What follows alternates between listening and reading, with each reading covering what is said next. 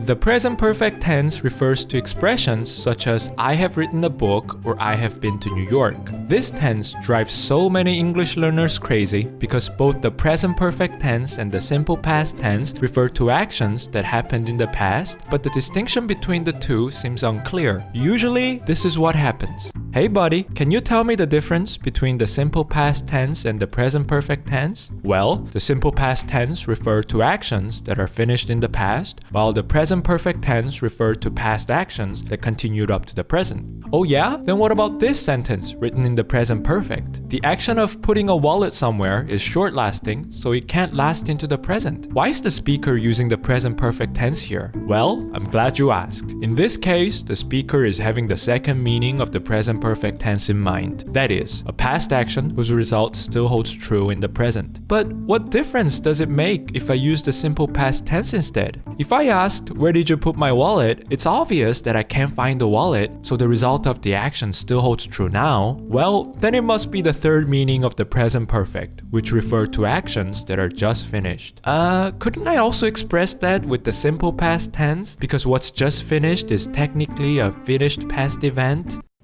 No, God! No, God, please, no! No! Well, don't worry, we got this issue covered in this video. This video explains how to use have or has plus pp correctly, tell you the meaning of the present perfect tense in detail, and tell you the difference between the present perfect tense and the simple past tense. Now, this video is a sequel to this video, which explains how the tense system works in general. If you want to know more about tenses, please check it out. Anyway, let's begin.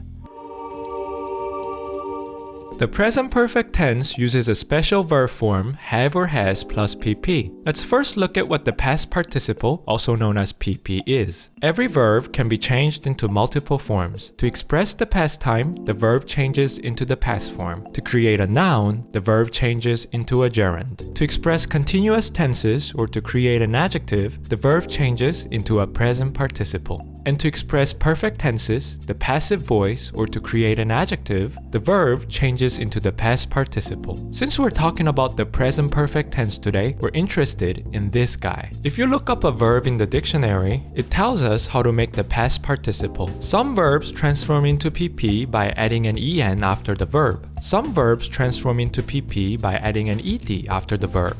And some verbs look the same when they transform into pp. There are many other types, but introducing them all will go beyond our topic, so I'll stop here. Now, let's see how we use have or has plus pp. If I want to transform the sentence, I finished my homework into one with the present perfect tense, I first insert have or has before the verb finish. If the subject is I, you, we, they, or anything plural, like computers, you keep have. If the subject is he, she, it, Tom, or anything singular, like a computer, you keep has. Secondly, after you choose between the two, change the original verb into its pp form finished, and you're done. In addition, have or has can be contracted as the following in informal settings, as in I have managed to survive to I've managed to survive, or you have managed to survive to you've managed to survive. Now, let's move on to the meaning of the present perfect. The basic meaning of the present perfect tense refers to a past action or state that is still relevant in the present. This is what sets this tense apart from the simple past. The difference lies in how the speaker looks at the past event, totally subjective.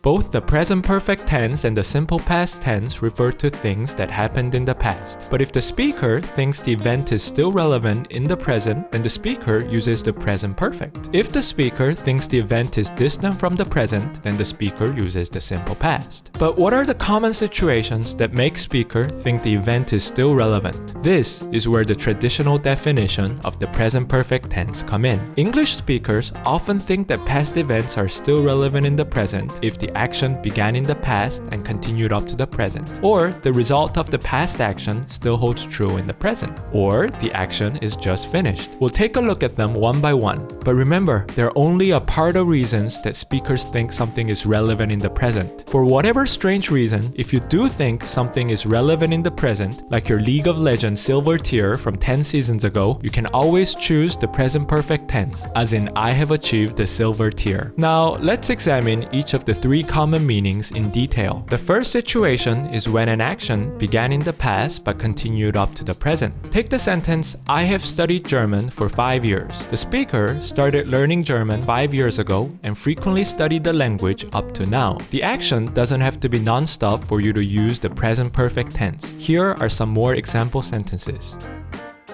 The second situation is when the result of a past action or state still holds true in the present. For instance, if someone said, I have lost my wallet, then the person lost the wallet in the past but still doesn't have the wallet now. There's one more thing you have to remember about this usage. That is, English speakers think that past experience is something whose result still holds true in the present. So you have to use the present perfect tense with past experience, as in, I have been to Los Angeles before, or have you ever seen a tiger? But why do English speakers think so? They think so because the result of an experience is that you gained an experience, and that result is going to stay with you forever. Here are some more example sentences. Lastly, when something is just finished, people also consider it relevant in the present. For instance, I have just finished my homework. Here are some more example sentences. Now that we know the meaning of the present perfect tense, let's move on to talk about the difference between the present perfect tense and the simple past tense. As I have mentioned, the main difference between the present perfect tense and the simple past tense lies in how the speaker thinks of the past event. If the speaker thinks the event is finished or is distant from the present, the speaker uses the simple past tense. If the speaker thinks the event is ongoing or is relevant in the present, the speaker uses the present perfect tense.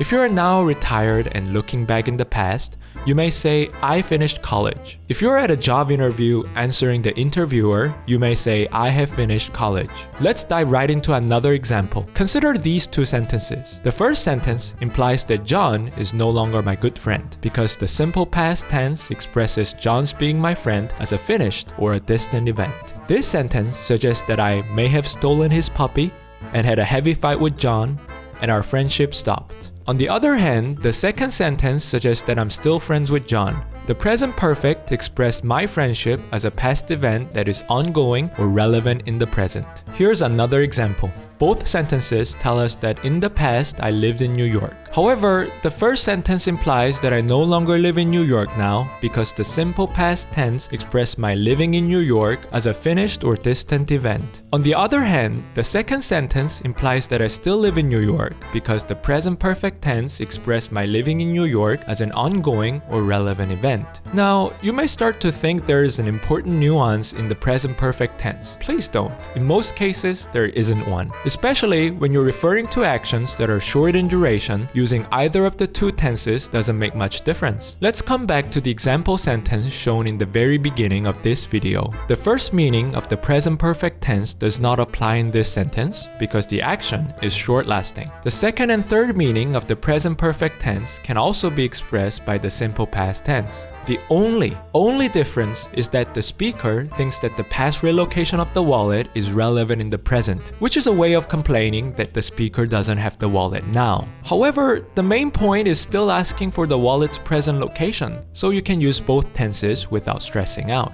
Alright, let's move on to a slightly different topic, time adverbs. English textbooks came up with some brilliant ways to torture English learners. If you group certain tenses with certain adverbs, you are automatically wrong. So the grammar class basically became a game of Minesweeper. Some of these mines are reasonable, and some of these mines are just pure torture. Here, I'll introduce the reasonable ones. Here are time adverbs that do not work with the simple past tense. The word since means a past action continued up to the present, as in I have lived here since 2002. Hence, you cannot use it with the simple past tense, which expresses a finished or a distant event.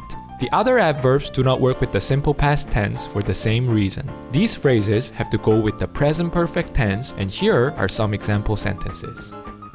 Next, here are time adverbs that do not work with the present perfect tense. They all describe a time period that is finished and is therefore distant from the present. For instance, take the case of the year 1980. The year 1980 is over and is quite distant from the year 2020. So, people rarely use the present perfect tense to describe what happened then as ongoing and is still relevant. Other adverbs listed only work with the simple past for the same reason, and here are some example sentences.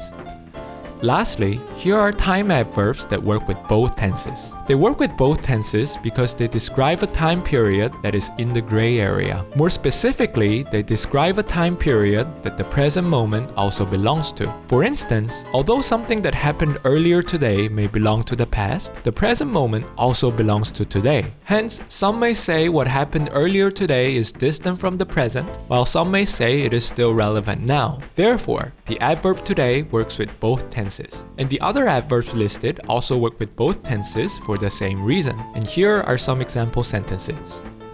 Alright, this is it for the present perfect tense. If you have any questions, ask me in the comment section and hit subscribe for more English lessons. It was nice having you. Please check out the video on other tenses, and goodbye.